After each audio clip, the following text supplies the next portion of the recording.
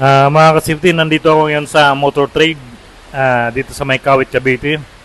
So ngayon, may isang ano dito, yung kaibigan nating magaling na mekaniko ng taga ano, sa Motor Trade. So ito si Mr. Jason. Sir. Hello. Anong ginagawa mo dyan, sir? Tanggalin natin itong butyo. Para ito, malinis natin yung brake sa likod. Yung activity mo ay ano, gagawin mo yung maglilinis Ng brake sa likod. brake ng ano, sa likod. Brake shoe, lilinisin natin. Anong motor yun, sir? Click 125. Brake 125.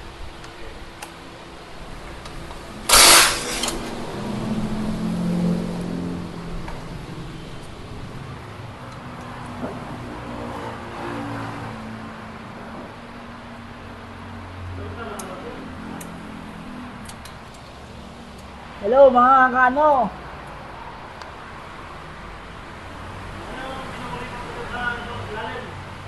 Yung ano, tatanggalin natin yung pipe.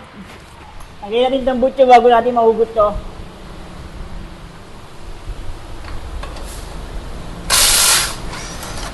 Tanggalin natin yung dalawang 14, dalawang Gs. Yan. Para mahugot natin to yung swing arm niya.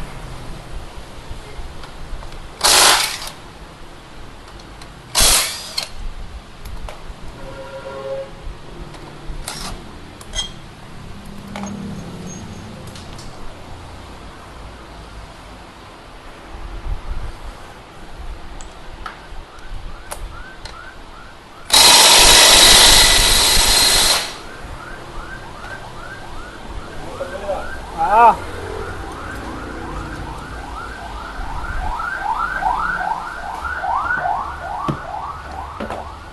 Gamitin natin ng compressor.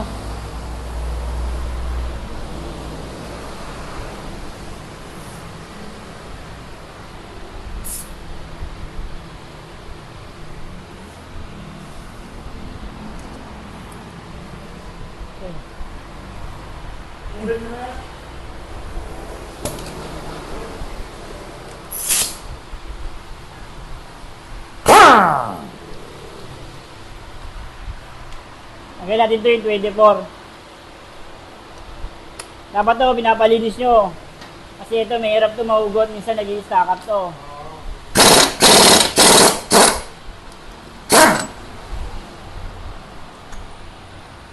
Yun, natanggal pa.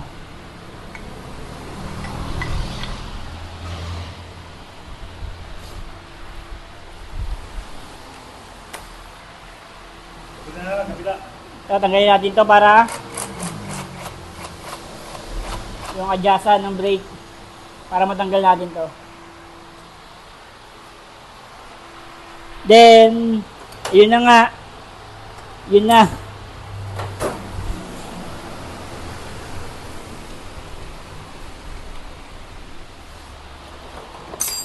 Yun na, di mabunot. Alin, tanggalin natin yung alin.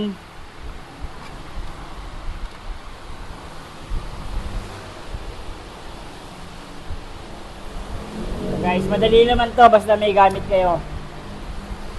Angat nyo lang to para mahugot natin to.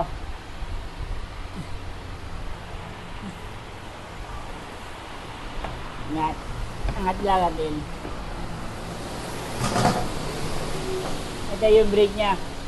Lilinisin natin to. Tapos meron niya para hindi natin to masira yung thread. Kung meron kayong ganito,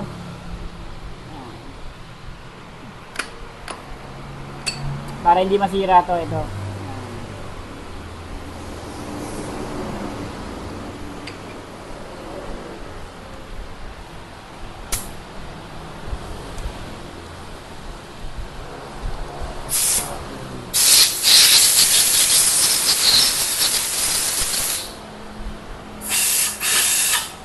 So, gagamitin natin ng gas. So, Panglinis si sir.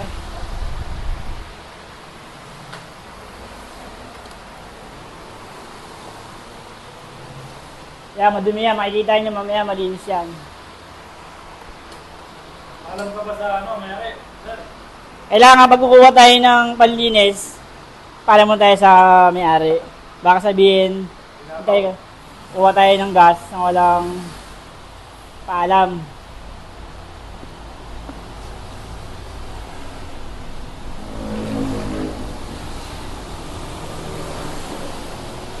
Hindi malalim. Yeah. Let's go! Don't forget to watching.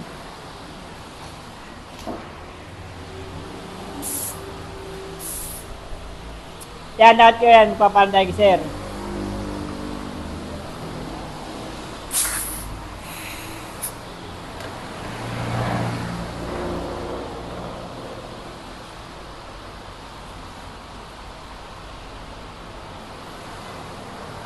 Yan, nakakuha tayo ng gas. Konti lang.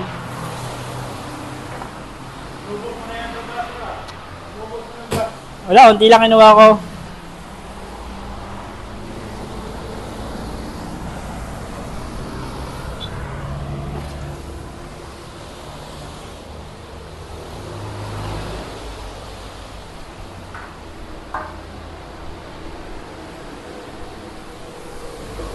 Ito kaya gas pinuha natin kasi kulang na budget ni sir. Kaya ito tayo. Sinasabihan naman natin ni sir kung gagamit tayo ng degreaser o gas. Sabi ni sir, gas lang muna daw gamitin kasi kulang na ang budget ni sir. Okay naman yun. Basta huwag natin, lilisin natin to para kumabit yung brake ni sir. Pero like, hindi na palitan, sir. Di pa kasi ito pag na to yung brake shoe, papalitan natin ito pag sumagad na yung adjustment niya. Yan, pag gumanyan na siya, kailangan na niya magpalit.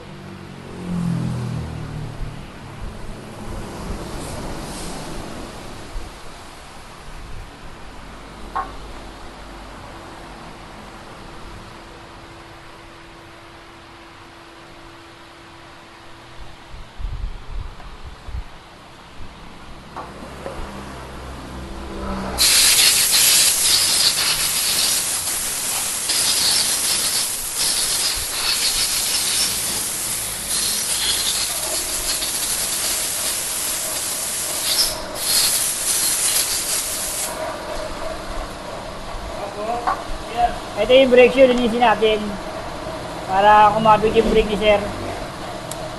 Ito kasi yan, ito madulas na yan.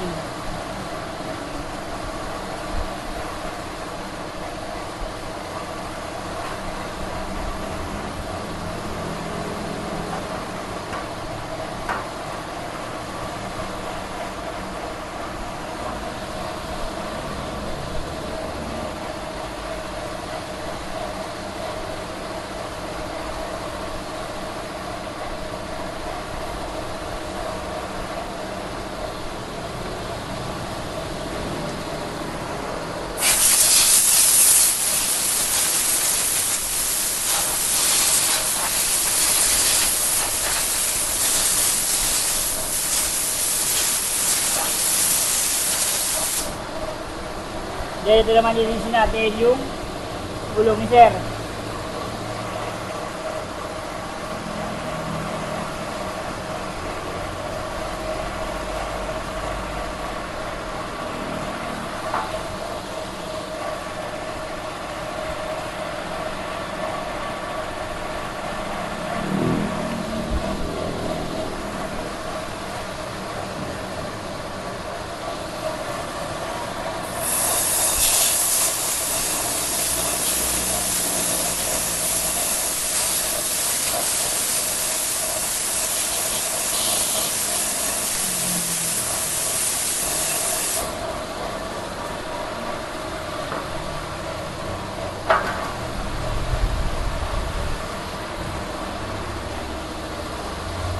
Nasa natin.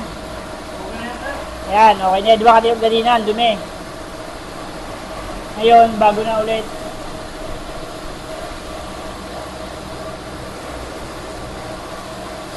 Then,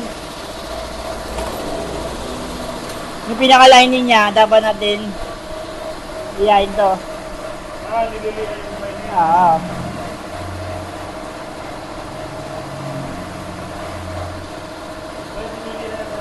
Ito kasi ito yung dumi, madulas yan. Kaya medyo pag na-preno si sir, medyo hindi ko makapit agad.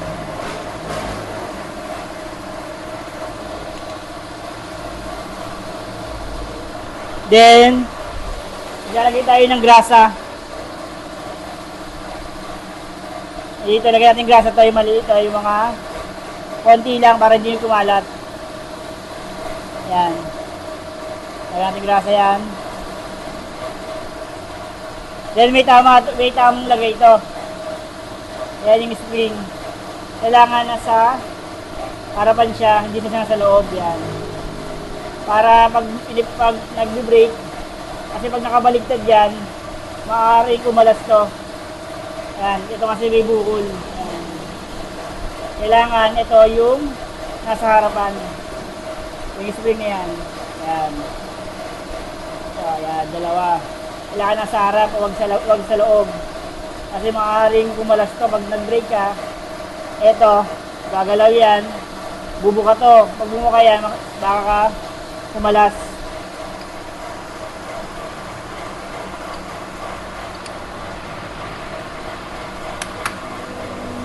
Yan. Okay na yan, sir. Mabilis lang naman to, basta tama lang. Kung ano yung tinanggal nyo, ganun nyo din, babalik.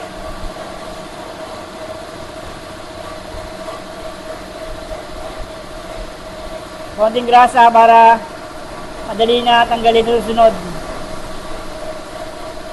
Huwag yung dami yan kasi baka kumalat. Mag-i-slide yan.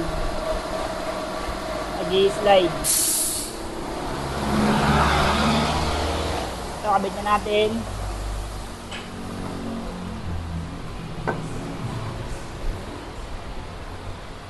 Dali lang naman yan.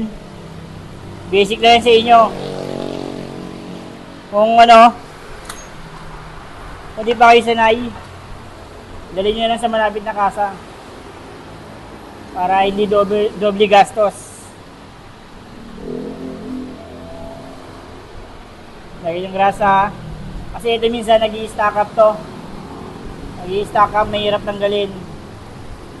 Kaya lagi dapat to nililinisan. Ito, yung mga bolts.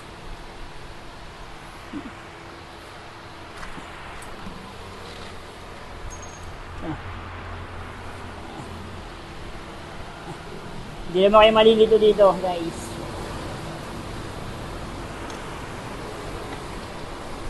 Kung ano yung tinanggal, hindi na ganoon na yung babalik.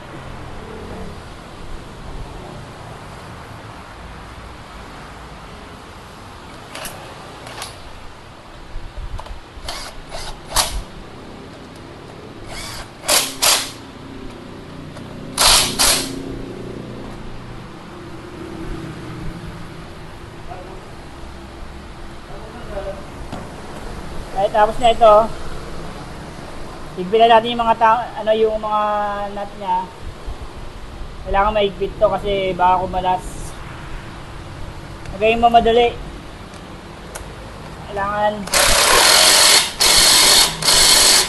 Kailangan safe yung may-ari. Yan. Ayan, may play na yung motor ni sir. Dapat ganyan yung ikot ni sir. Ganyan yung ikot dapat ng motor. Ayun, tambutso naman.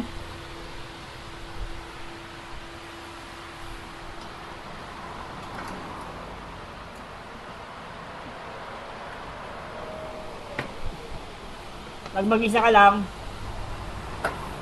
kailangan lagyan mo ng suporta to. Kahit mag-isa ka lang, kaya mo na yan.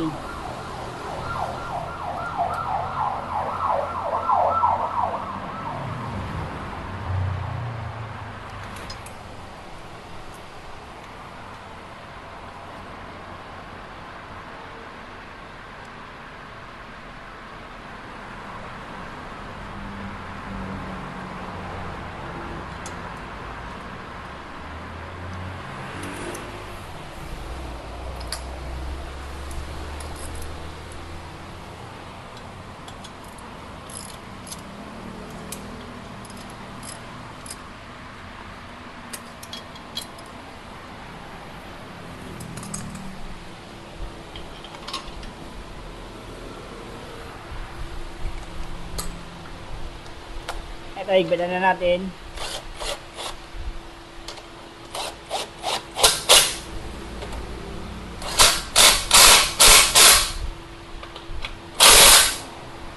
Ngayon, try natin kung may singaw yung tambutso.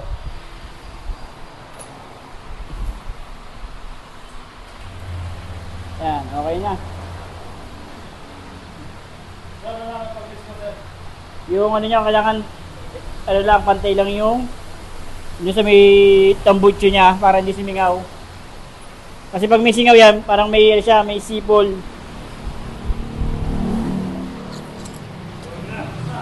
Ngayon, tension naman.